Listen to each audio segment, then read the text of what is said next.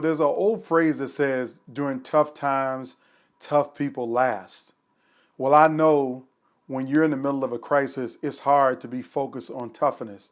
You're just trying to get through it, and your team is trying to get through it. Crises are very hard times for any organization, particularly for teams of people who are focused on helping others. See, during a crisis, it's easy for you to get disconnected, to get frayed, to allow rumor and innuendo to take over in the place of facts. Because in a crisis, you're just trying to react to things rather than respond to things. And I know it's really hard for you as a leader to be successful in the middle of a crisis. It's hard for anybody to thrive in a crisis.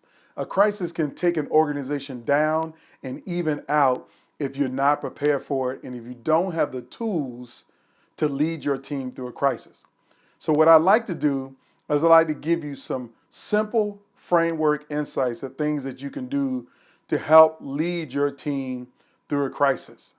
And the first thing you need to do is to acknowledge the reality of the crisis. See, some leaders try to lead through a crisis and not even focus on it at all. They try to keep people focused on doing business as usual. But there's no such thing as business as usual when you're in the middle of the crisis. That literally means business has changed. And so if you don't take the time to acknowledge and focus with your team and say, listen, guys, gals, team, things have changed, then people will act like you're living in oblivion. They'll think you're a leader who doesn't see the reality. And nobody is inspired or connected to and is willing to follow a leader who's living in oblivion and don't see the reality of the crisis. So the first thing you got to do is you got to acknowledge the crisis. The second thing you got to do is in the middle of the crisis, because misinformation is so rampant, you got to find a consistent way to give your team information about how you're responding to the crisis and what you need them to do. So in order to do that, you got to create a schedule. In some organizations, your schedule is normally having a staff meeting once a week, or maybe a department meeting once a month. Well, I understand that it's normal to have a staff meeting once a week or a department meeting once a month, but in the middle of a crisis, you got to have more frequent communication than this.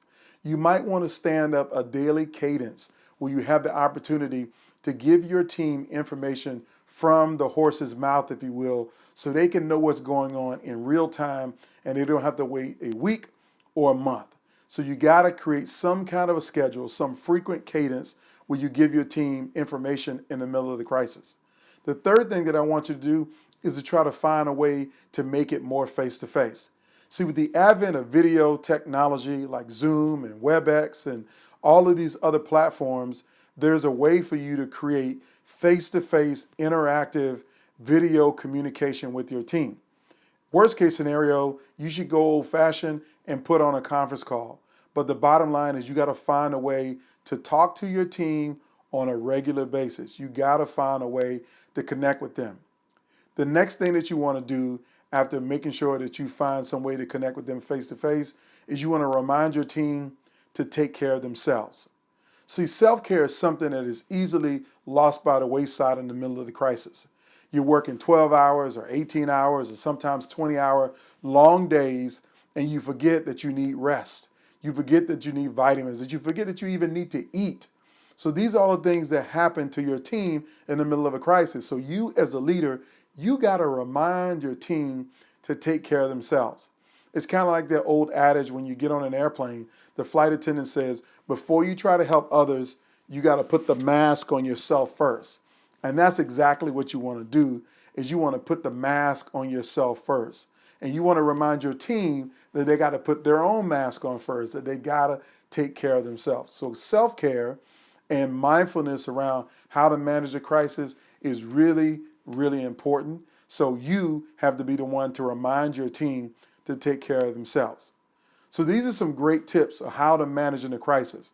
But I want to give you the last tip, the most important tip, in my opinion, on how you manage your team. How do you lead in a crisis? It's your job to inspire them.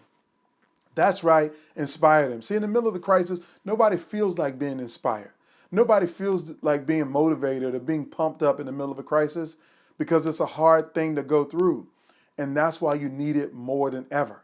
See, I never say inspiration is necessary, but I say it's kind of like oxygen. You need some of it every day if you want to survive. And your team needs inspiration to survive. And the only person, the best person to give your team that inspiration is you. You're the leader for these times. You were the leader who were put in this position for a reason. You're the one that is going to help your team through this crisis. And your leadership is all about inspiration. So if you want more insights and more inspiration on how you can become a more admired leader and better equip your organization to be world class, I want you to go to antongunn.com, check out my blog there, and find more insights that are going to help you to be a better leader. I want to thank you for watching. Have a fantastic day.